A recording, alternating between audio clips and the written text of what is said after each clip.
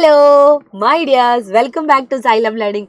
Xylem ലേണിംഗിൻ്റെ പുതിയൊരു ക്ലാസ്സിലേക്ക് എല്ലാവർക്കും സ്വാഗതം. പരീക്ഷയ്ക്ക് ഉത്തരങ്ങൾ എഴുതാൻ വേണ്ടി അല്ലേ, ചോദ്യങ്ങൾ വരുന്ന സമയത്ത് ഉത്തരങ്ങൾ എഴുതാൻ വേണ്ടിയാണ് പലപ്പോഴും നമ്മൾ പഠിക്കാറുള്ളത്. പക്ഷേ ടീച്ചർക്ക് നിങ്ങളോട് ഒരു കാര്യം പറയാനുണ്ട്. കാരണം എന്താണെന്ന് വെച്ചാൽ, നമ്മൾ മലയാളം പഠിക്കുന്ന മക്കളാവുമ്പോൾ ഒരുപാട് വായിക്കേണ്ടതായിട്ടുണ്ട് അല്ലേ, ഒരുപാട് വായിക്കേണ്ടതായിട്ടുണ്ട്.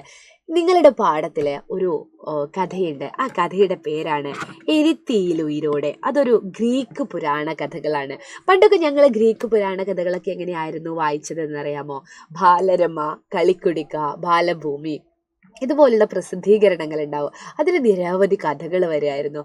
അങ്ങനെ ഓരോ ആഴ്ചയും ബാലഭൂമിക്ക് വേണ്ടി, ബാലരമയ്ക്ക് വേണ്ടിയൊക്കെ ഇങ്ങനെ വെയിറ്റ് ചെയ്യായിരുന്നു. ഇത് ഓരോന്നും എപ്പോൾ വരും എന്ന് പറഞ്ഞിട്ട് ഞങ്ങൾ കാത്തിരിക്കുകയായിരുന്നു കേട്ടോ. അതുപോലെ കാത്തിരിക്കുന്ന ഒരു ബാല്യം നിങ്ങൾക്ക് ഇപ്പോൾ ഉണ്ടോ എന്നുള്ളത് എനിക്ക് സംശയമാണ്. എന്നാലും പാഠപുസ്തകത്തിൽ വരുന്നതെങ്കിലും വായിക്കുക, അതിനെക്കുറിച്ച് കൃത്യമായിട്ട് മനസ്സിലാക്കുക എന്നുള്ളതാണ് നമ്മൾ ചെയ്യേണ്ടത്. ഇന്ന് എരുത്തിയിലുയിരോടെ എന്ന് പറയുന്ന ഒരു കഥയിൽ നമ്മൾ ആരെക്കുറിച്ചാണ് പഠിക്കുന്നത്? നമ്മുടെ കഥയിൽ ആരൊക്കെയുണ്ട്? നിങ്ങൾക്ക് കഥയുടെ തുടക്കം എന്താണെന്നറിയോ? കഥയിൽ സൈക്കെ എന്ന് പറയുന്ന ഒരു പെൺകുട്ടിയുണ്ട്. ആ സൈക്കെ വിവാഹം കഴിച്ചത് ഇറോസ് ദേവനെയാണ്. അപ്പോൾ ഒരു ദേവനെയാണ് ആ സാധാരണ പെൺകുട്ടി വിവാഹം കഴിച്ചത്. അതുകൊണ്ട് തന്നെ അമ്മയായ ഇറോസ് ദേവൻ്റെ അമ്മയായ ഈ ദേവൻ്റെ അമ്മയായ അഫ്രോഡിറ്റി ദേവിക്ക് ഈ പെൺകുട്ടിയെ ഇഷ്ടമല്ലായിരുന്നു കേട്ടോ. ഈ പെൺകുട്ടിയോട് ദേഷ്യമായിരുന്നു. അതുകൊണ്ട് എന്ത് ചെയ്തു? ഇറോസ് ദേവൻ ഒരു പൊള്ളലേറ്റിട്ട് അഫ്രോഡിറ്റി ദേവിയുടെ അടുത്ത് വീട്ടിൽ തന്നെയാണുള്ളത്. സൈക്കയ്ക്ക് കാണാൻ പോലും കിട്ടുന്നില്ല. അങ്ങനെ അലഞ്ഞു നടക്കുകയാണ്. തൻ്റെ ഭർത്താവ് എവിടെയാണെന്ന് അന്വേഷിക്കുകയാണ് സൈക്കെ എന്ന പെൺകുട്ടി. അപ്പോൾ ഒരു വസന്ത ദേവതയുണ്ട്, ഡിമിറ്റർ എന്ന് പറയുന്ന വസന്ത ദേവത പറയുന്നു, ഇറോസ് ദേവൻ, നിന്റെ ഭർത്താവായ ഇറോസ് ദേവൻ അദ്ദേഹത്തിൻ്റെ അമ്മയായ അഫ്രോഡിറ്റി ദേവിയുടെ അടുത്താണ് ഉള്ളത് എന്ന് കേട്ടോ. അപ്പോൾ ഈ കഥയിലെ പ്രധാന കഥാപാത്രം സൈക്കെയാണ്. സൈക്കെ എന്ന് പറയുന്ന കഥാപാത്രത്തെക്കുറിച്ച് നമുക്കൊന്നറിഞ്ഞാലോ? കഥയുടെ ചുരുക്കം ഇതാണ് കേട്ടോ. എന്നിട്ട് അവസാനം എന്ത് സംഭവിച്ചു?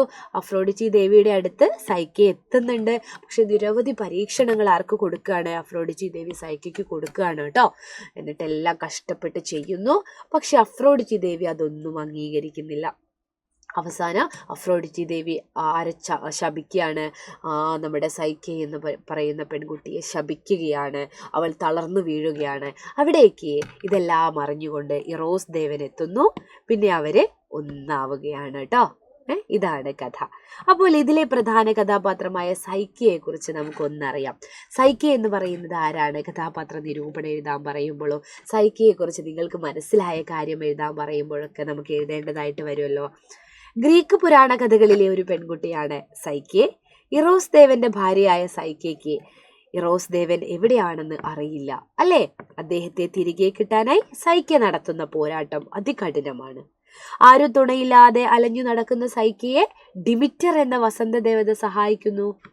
ഇറോസ് ദേവന്റെ അമ്മയായ അഫ്രോഡിറ്റി ദേവിയുടെ അടുത്തുണ്ട് എന്ന വിവരം സൈക്കയ്ക്ക് പറഞ്ഞു കൊടുക്കുന്നു ആര്? ഡിമിറ്റർ എന്ന വസന്ത ദേവത. അതനുസരിച്ച് ദേവിയുടെ അടുത്തെത്തുന്ന സൈക്കയ്ക്ക് നേരിടേണ്ടി വരുന്ന കഠിന പരീക്ഷണങ്ങളാണ് അല്ലേ. എല്ലാം സഹിച്ച് സ്വന്തം ഭർത്താവിനെ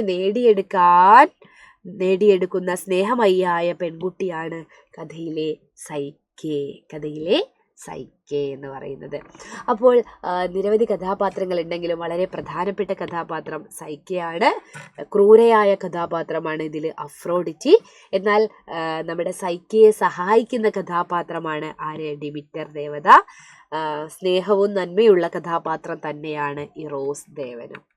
അപ്പോൾ നമുക്ക് മറ്റൊരു വീഡിയോ ആയിട്ട് നമുക്ക് അടുത്ത ക്ലാസ്സിൽ കാണാം. അതുവരേക്കും ടാറ്റാ.